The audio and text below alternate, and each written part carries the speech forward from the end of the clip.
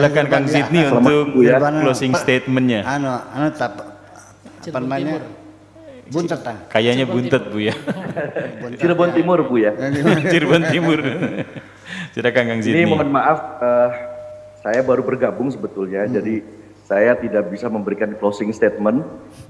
Saya baru selesai acara ini sama teman-teman PC PMI Kabupaten Cirebon dan baru bergabung dengan Zoom meeting ini tadi jam 00.10. Jadi alhamdulillah, pokoknya saya sempatkan untuk bergabung sehingga saya tidak bisa mengikuti Bu ya. Jadi untuk closing statement kayaknya tidak tepat seperti itu. Justru saya pengen bertanya, boleh nggak ya? Boleh. Nanti dijawab di masih ada waktu nggak ya untuk bertanya? Spesial.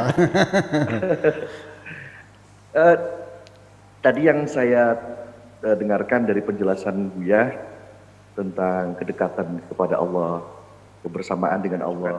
Maka dari yang pertama adalah perbedaan linguistik antara innallaha ma'ana dengan nahnu ma'ana gitu Bu ya. Kalau tidak ada selesai kan gitu. Tapi kalau ada bagaimana perbedaannya? Kemudian yang kedua, diulang lagi perbedaan. Innallaha ma'ana dengan apa tadi linguistiknya? Nahnu ma'allah. Nahnu ma'allah. Nahnu ma'allah. Nahnu ma'allah. Ya. Dan yang kita di dunia ini, ruh kita kan dikungkung atau dikekang oleh jasad. Lalu mengapa ketika di akhirat nanti jasad kita akan dibangkitkan lagi, artinya ruh kita itu masih terkungkung dan terbatas juga dengan jasad. Sehingga kalau misalnya masih terbatas dan terpenjara oleh jasad, apakah mungkin kita bisa bersatu dengan Tuhan? Ataukah kebangkitan hari akhir itu hanya ruhnya saja Bu ya? Sebagaimana yang disampaikan oleh Ibnu Sina, bahwa yang dibangkitkan hanya ruh saja, tidak dengan jasad. Terima kasih, itu saja Bu ya, dua pertanyaan. Baik. Mudah-mudahan dapat pencerahan. Langsung dijawab. Jadi yang benar, apakah innana ma'allah atau innallaha ma'ana? Nahnu ma'allah atau innallaha ma'ana? Yang benar itu innallaha ma'ana. Kalau Allah bersama kita pasti. Tapi kalau nahnu ma'allah nggak pasti. Mungkin kita aja merasa perlaparan, enggak dong, kita masih maksiat juga kok. Iya. Jadi mungkin anggapan kita tidak tepat, kita merasanya sudah bersama Allah, ternyata belum kok. Ya. Banyak orang menganggap dirinya sudah menjadi kekasih Allah, tapi Allah melihatnya sebagai musuhnya. Mau bilang apa? Sama kita. Tapi apakah orang itu beriman atau tidak beriman, tetap aja Allah selalu dekat dengan makhluknya. Ya. Iya. Jadi kalau dengan orang yang tidak beriman bersama Allah, dengan makhluk bersama Allah. Nah semacam itu. Yang kedua adalah innallaha ma'ana. Innallaha, kalau kita pengen selalu bersama Allah, jelas Al-Quran dah innallaha ma'as-sabirin. Innallaha yuhibbul mutawakkilin. Jadi artinya bukan innallaha ma'al musallin ya. Iya. Ya, jadi orang yang sabar itu selalu bersama Allah. Ya, jadi ada apa sih di kesabaran itu? Karena kesabaran ini kita berjuangnya ke dalam, menindas kenyamanan kita, ya, membantai nafsu-nafsu kita, tetap bertahan. Hanya saja orang ini sabar itu ada batasnya, berarti nggak paham. Kalau sabar itu nggak ada batasnya sampai titik darah penghabisan, tidak pernah menyerah menghadapi kehidupan sesulit apapun, selalu optimis dan selalu berusaha mencari solusi. Itu orang yang sabar, bukan orang berserah diri. Jadi mungkin perlu didefinisikan lagi. Kemudian yang kedua tentang itu ruhnya. Oh iya, sekarang juga lagi viral nih. Banyak orang yang menyatakan bahwa di dalam Al-Quran tidak ada ayat yang menunjukkan azabul qabri. Siksa kubur nggak ada. Sudah lagi viral ini semuanya tuh. Jadi, apakah yang dihidup adalah jasadnya, apakah itu ruhnya? Tapi kalau kita melihat dari ayat-ayat Al-Quran, ya kan? Apakah nanti yang jasadnya saja? Nabi Ibrahim tadi bertanya, bagaimana kau bisa mati? Apakah Allah tidak bisa? Nggak usah kepada Allah lah. sekarang kepada ahli genetik aja. Sekarang bioengineering pada tingkat puncaknya adalah cloning. Itu ternyata deoksiribonucleic acid, orang yang sudah mati punya rambut yang bisa diambil lagi, dimasukkan inti sel, bisa jadi mukanya sama. Ini percobaan ini sudah terjadi pada kambing dolly. Cloning itu bukan bayi tabung, bukan. Bayi tabung mah sperma sama ovum ditemukan di tabung. Setelah terjadi pembuahan baru dimasukkan ke rahim perempuan. Kalau ini memang enggak, tanpa melalui sperma, tapi yang bisa disebut dengan DNA itu dimakan dalam inti sel. Artinya manusia itu rekayasa, tulang bisa menjadi makhluk lagi yang mirip seperti itu. Nah makanya di surat Yasin sendiri kan dikatakan bagaimana bisa Tuhan bisa sudah jadi tulang udah hancur, qul yuhyi alladzi ansha awwala marrah wa huwa bikulli khalqin alim. Artinya Allah menegaskan Allah sanggup untuk menghidupkan kembali jasad dan waruhan semuanya itu. Ya, jadi adapun ada siksa kubur ya mangga. Yang mengatakan tidak ya mangga, karena saya tidak sulit bagi saya menyalahkan orang. Iya, saya sulit menyalahkan orang.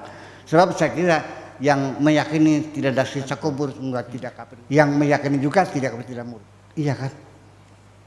Nah, tetapi supaya punya alasan bahwa apakah Allah bisa menghidupkan kembali jasad dan waruhan, bukan ruhnya saja. Itu nggak ada masalah. Allah sudah mengatakan berkali-kali kok. Allah bisa menghidupkan lagi, sudah jadi tanah aja. Kita juga sering di tanah juga kok.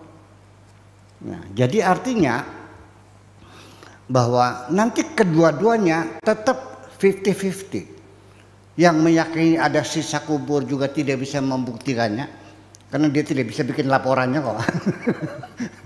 Yang tidak percaya juga dia tidak bisa membuktikan ketiadaannya 50-50.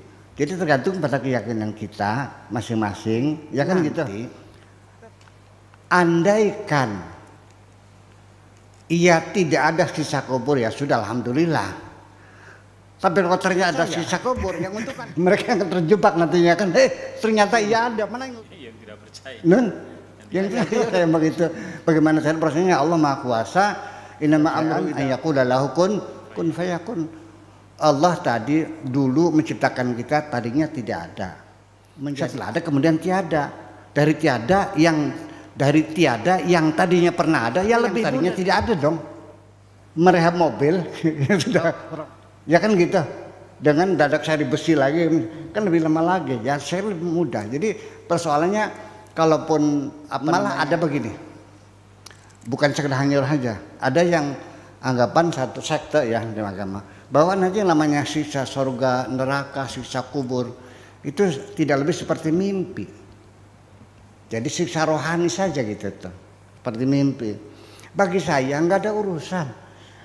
Anda yakin seperti mimpi ya mangga. Anda disiksa jasadnya ya mangga, terserah. Anda yang disiksa rohnya saya silakan. Tapi saya mau bertanya, ketika Anda mimpi dikejar-kejar macan, capek nggak? Capek nggak mimpi dikejar macan? Berkeringat nggak? Lelah nggak? Ya sama aja kok nggak ada urusan.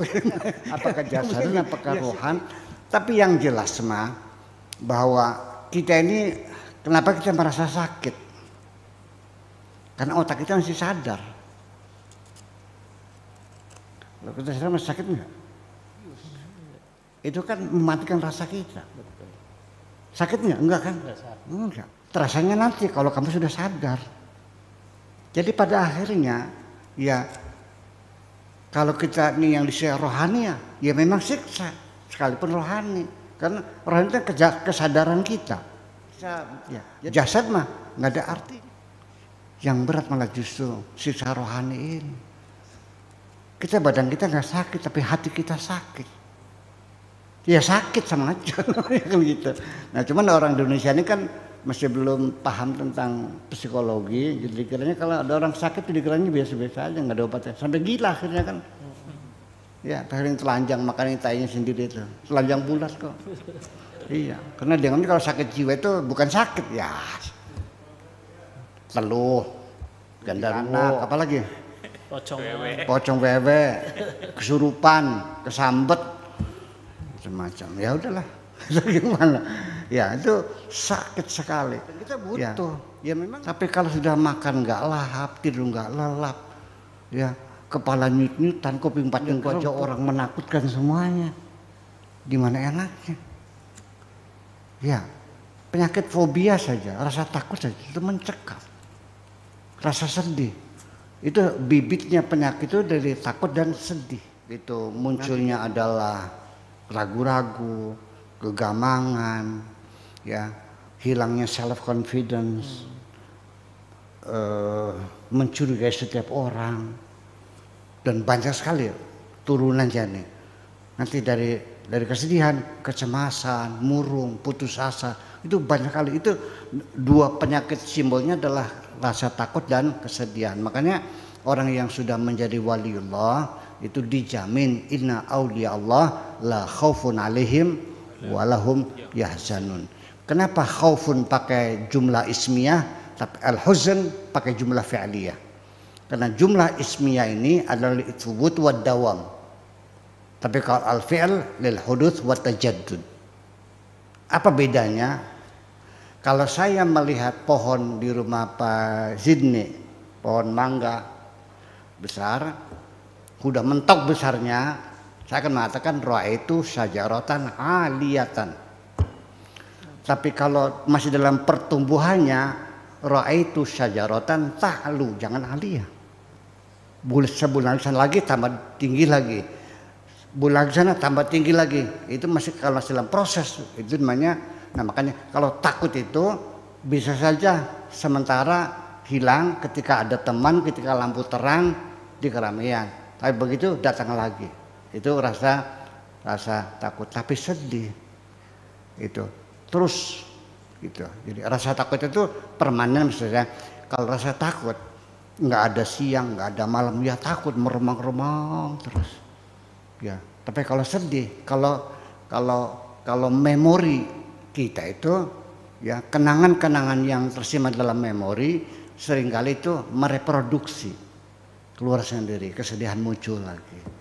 Nanti kita lerai, hilang lagi. Tapi kalau takut permanen. Dan awalnya fobia, rasa takut itu. Seperti ada yang mengikuti, seperti ini. Itu bukan halusi, bukan ilusinasi. Memang disorder. Adanya gangguan mental. Makasih kira-kira begitulah kira-kira.